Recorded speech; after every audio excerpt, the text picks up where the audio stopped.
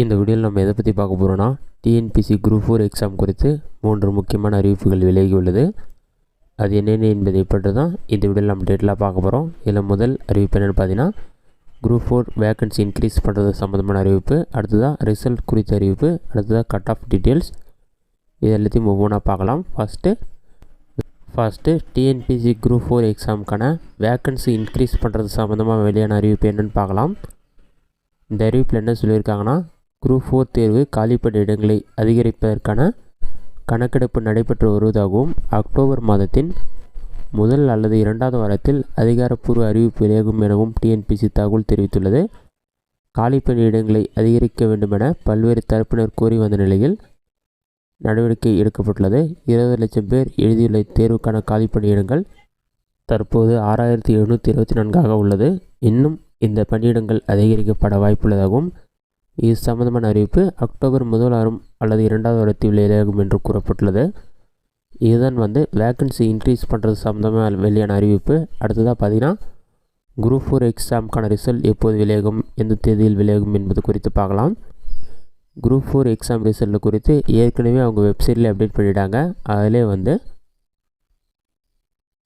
Selection schedule சொல்லி mention பண்ணிவிட்டு எக்ஸாமினேஷனுடைய post return எக்ஸாமுக்கான publication டேட்டுன்னு சொல்லி மென்ஷன் பண்ணியிருக்காங்க.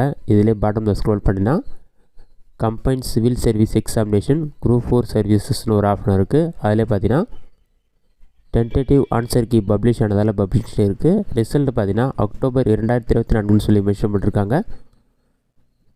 ஆனால் டேட் எதுவுமே மென்ஷன் பண்ணல. ரிசல்ட் கண்டிப்பாக அக்டோபர் மாதம் 3வது வாரம் அல்லது 4வது வாரம் தான் வெளியாகும். இதற்கான காரணம் பார்த்தீங்கன்னா அக்டோபர் முதல் வாரம் அல்லது 2வது வாரத்தில் வேக்கன்சி இன்க்ரீஸ் பண்ணி அவங்க அறிவிப்பு வெளியிட்ட பிறகு தான் அக்டோபர் மாதம் 3வது வாரத்தில் ரிசல்ட் வெளியாக வாய்ப்புள்ளது.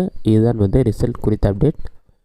அடுத்ததாக குரூப் 4 எக்ஸாமுக்காக நீங்கள் எவ்வளோ கட் ஆஃப் மார்க் எடுத்திருந்தீங்கன்னா உங்களுக்கு வேலை கிடைப்பதற்கு அதிக வாய்ப்புள்ளது என்பதை பற்றி பார்க்கலாம். இது எல்லாமே எக்ஸ்பெக்டட் கட் ஆஃப் மார்க் தான்.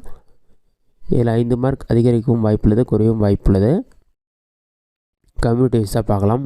ஓபிசியாக இருந்தால் male candidate 170, female candidate 170, BST எலிஜிபிளாக இருந்தால் 5 மார்க் மைனஸ் பண்ணிக்கலாம். நெக்ஸ்ட்டு பிசி கம்யூனிட்டியாக இருந்தால் மேல் கேண்டிடேட் 168, ஃபீமேல் கேண்டிடேட் 165 இருக்கணும்.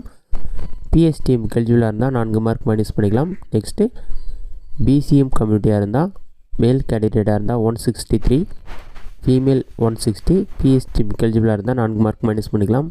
அடுத்ததான் எம்பிசியாக இருந்தால் மேல் கேண்டிடேட் 168 ப்ளஸ் எடுத்துருக்கணும், ஃபீமேல் கேண்டிடேட் 165 ப்ளஸ், பிஎஸ்டிஎம் எலிஜிபிளாக இருந்தால் 3 மார்க் மைனஸ் பண்ணிக்கலாம்.